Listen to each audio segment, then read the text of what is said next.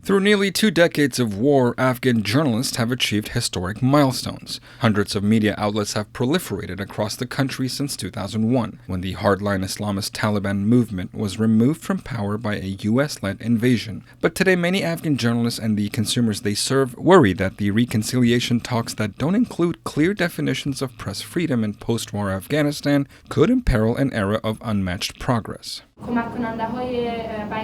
Nargis Horukhsh fears her right to work as a journalist could be negotiated away during the reconciliation talks between the government and the Taliban militants.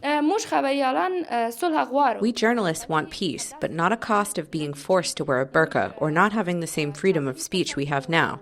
The Taliban must understand that all Afghans, both men and women, have the right to be free in this country. Prior to the U.S.-led invasion, Taliban militants banned television and movies. The country's sole national broadcaster, Voice of Sharia, aired only Islamist propaganda. Women were allowed neither career nor schooling. And it has gained its strength in recent years. The Taliban has reasserted control over nearly 70% of the country, more territory than at any point since its rule ended.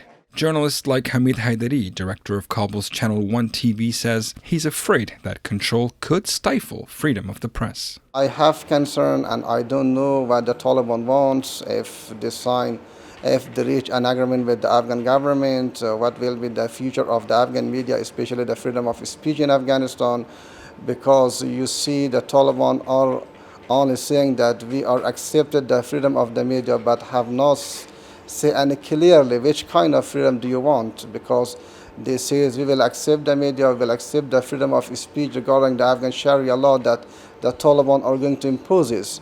Haidari reported from the sidelines of the February 2020 Doha talks that saw the United States and the Taliban agree to a full withdrawal of American troops within 14 months. At that time, Taliban loyalists said they would approve only press freedoms that abide Sharia law. Others, like Danish Karokhil of Pajhwok Afghan News, are worried that could exclude a lot of the freedoms they have come to enjoy. There will be a lot of tough issue we should discuss with them.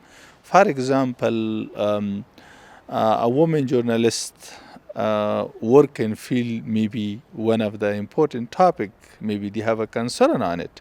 And we should explain to them how it is important for our public, how it is important for our people, because we should raise the voice of Afghan women. They have a right to other public know what they want, what is their demand, what they want for their future.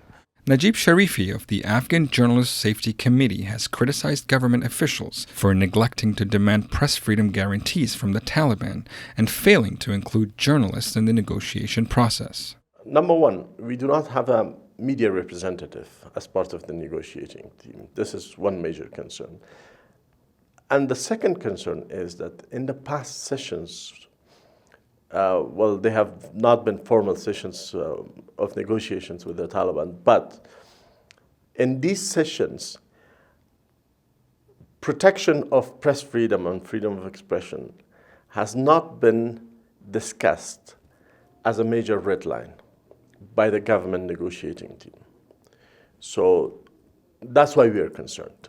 But Afghan government officials tell VOA that they are vowing to defend press freedoms throughout the intra-Afghan dialogue. Freedom of speech and freedom of expression, including the operation of Afghan free media, is one of the biggest achievements of the Afghan government over the past 19 years. We will consider this important achievement during talks with the Taliban. Despite achievements of the past 19 years, many journalists in Afghanistan continue to work under death threats and may have lost their lives. The Afghan Journalists Safety Committee says at least 60 media professionals have been killed since 2001, and it's unclear if reporting will become any safer in the years to come.